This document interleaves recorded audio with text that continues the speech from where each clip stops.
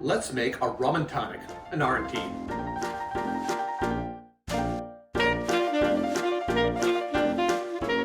Making the strength, there is no set proportions. I usually shoot for about 1 to 3 rum to tonic, but you can do whatever you like.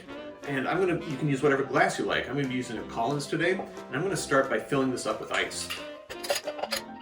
Perfect.